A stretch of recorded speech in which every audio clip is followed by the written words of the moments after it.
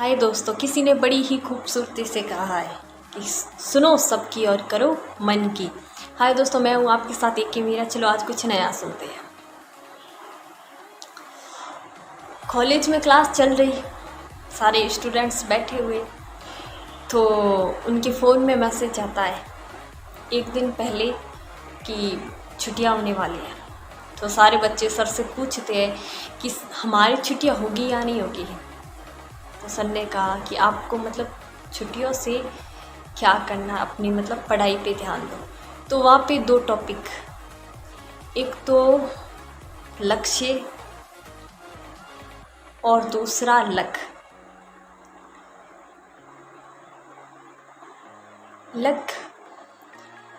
एक तो डेस्टिनी और एक टारगेट।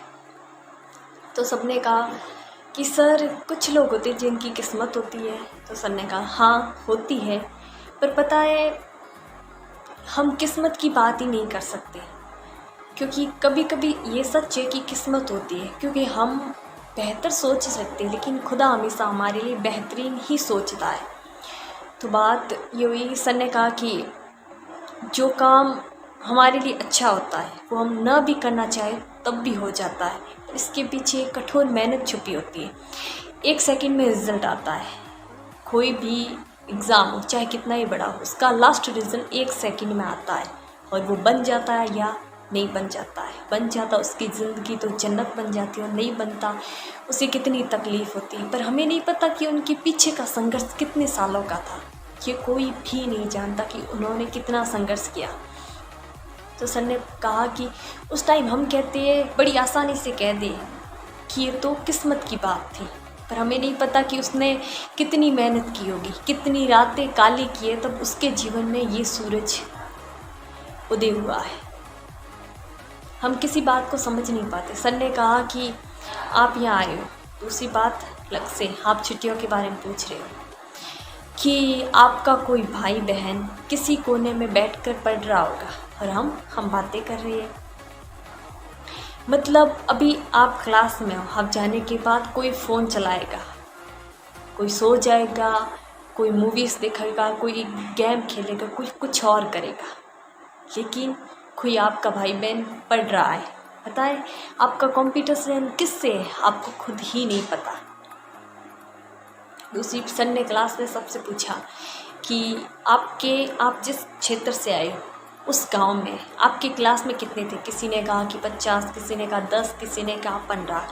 तो उसमें से बाहर कौन आए, किसी ने कहा 2-3, किसी के क्लास में सारे बाहर थे और किसी के वो अकेले ही थे जो गांव में बाहर आए। तो सर ने उनसे एक बात कही कि जब आप यहाँ आए हो तो आपको नहीं लगता कि ये मौका आपको मिला है, उन्हें भी तो मिलना चाहिए था। आपको मिला है तो इस मौके का फ़ायदा उठाओ। हमारे लाइफ में कभी भी तकलीफ़ आती है तो हम कितनी आसानी से कह देते हैं कि ये मेरे जीवन में ही क्यों आए, भगवान ने ऐसा मेरे साथ ही क्यों किया। और यदि आपको कभी कोई गुरु डांटता है, आप क्लास में अच्छे हो, आपका परफॉर्मेंस अच्छा है, फिर भी गुरु आपको डांटते, तो आप क्या सोचोगे कि सर ने हमें ही क्यों डांटा, पूरी क्लास बैठी थी। पर क्या कभी हमने ये सोचा है, जब हमें खुशी मिलती तब हम कभी भगवान से कहते कि भगवान, इतनी सारी दुनिया में इस खुशी के हकदार हम ही क्यों हैं, पूरी दुनिया है।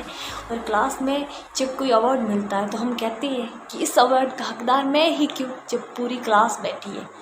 हम तारीफ़ें चाहते हैं लेकिन अपनी कमियां नहीं देखना चाहते, हमारी खूबियों की कोई तारीफ़ करे। और हकीकत में सच्चा दोस्त वही होता है जो कमियां बताते, क्योंकि अक्सर तारीफ़ें तो हर जगह मिल जाएगी, पर कोई सच में कमियां बताकर सॉल्यूशन बताए, ऐसा या तो एक सच्चा मित्र कर सकता है या आपका गुरु कर सकता है। तो सर ने कहा इन छुट्टियों में कोई लोग इन छुट्टियों का इंतज़ार इसलिए करे कि वो कोई अच्छी कोचिंग ले सके, वो पढ़ाई कर सके। उनके मन में टॉपिक चल रहा है, उन्होंने सिलेबस देख लिया कि मुझे ये करके ये पढ़ना है, मुझे ये पढ़ना चाहिए।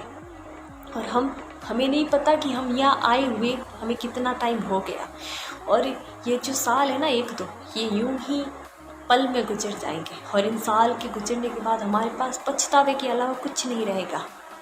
हो सकता है कि अपने है ना वो हमें कुछ ना कहें, क्योंकि हम जो हमें चाहते हैं ना वो हमसे कुछ भी नहीं चाहते। और अपने माँ बाप तो कुछ ना कहें, लेकिन वो लोग जो चाहते हैं कि हम कभी सफल ना हो, वो लोग हमेशा कहते रहेंगे कि आपने क्या कर दिया, कि ज़िंदगी में आप अपने लिए सफल ना बनो, लेकिन उन लोगों के लिए सफल ज़रूर बनो जो आपको असफल देखना चाहते हैं।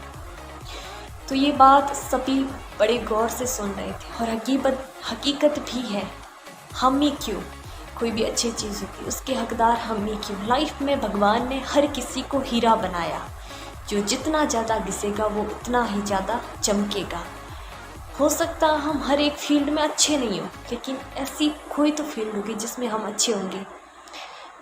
अपने बच्चे कितने भी बिगड़े हुए हों, लेकिन अपने माँ बाप को वो हमेशा शहंशाह ही लगते हैं। अक्सर पता है, हमारी कमियाँ हम कभी सुनना नहीं चाहते। जिस दिन हमने दुनिया की कमियां देखने से ज़्यादा खुद की कमियां देखकर उनमें सुधार शुरू कर दिया ना, उस दिन अपने आप सब कुछ बदल जाएगा। हम दुनिया को बदलना चाहते हैं, दुनिया के नियमों को बदलना चाहते हैं, लेकिन हकीकत में हम खुद को कभी बदलना ही नहीं चाहते। और जिस दिन हमने खुद को बदलना शुरू कर दिया, ये दुनिया अपने आप बदल जाएगी। क्योंकि ये दुनिया वैसी नहीं दिखती जैसी ये है, ये दुनिया हमें वैसी ही दिखती है जैसे हम हैं, क्योंकि हमारी आँखें इन दुनिया को देखती है, हमारा नज़रिया इस दुनिया को देखता है।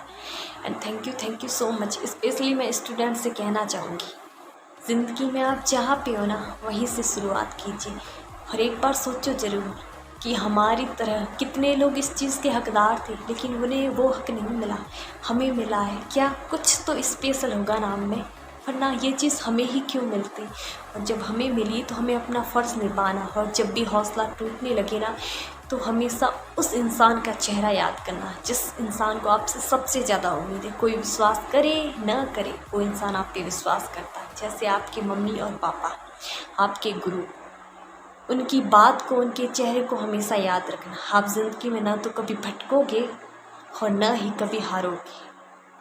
And thank you so much. मैं फिर वही कहना चाहूँगी, महान लोग अच्छा ही काम नहीं करते, बल्कि वो जो भी करते हैं ना, उससे अच्छा बना लेते हैं। हाँ ये सच है, हाँ ये सच है कि इस दुनिया को एक इंसान बदल नहीं सकता, पर ये भी सच है कि इस दुनिया को बदलने की शुरुआत करने वाला एक इंसान ही होता है। बिल्डिंग एक ईंट से नहीं बनती, लेकिन ये भी सच है कि एक एक ईंट जुड़ती है ना, तो बिल्डिंग बन जाती है। और पता है बिल्डिंग खड़ी किस पे होती है? नींव पे। Thank you so much. और you can do it and I can do it and you can do it. आप इस दुनिया के सबसे स्पेशल इंसान हो। हाँ मैं आपसे कह रही हूँ, आप इस दुनिया के सबसे स्पेशल इंसान हो। वेरी स्पेशल, बहुत ही ज़्यादा special. You can do it. बस खुद को पहचानो, खुद पर विश्वास करो।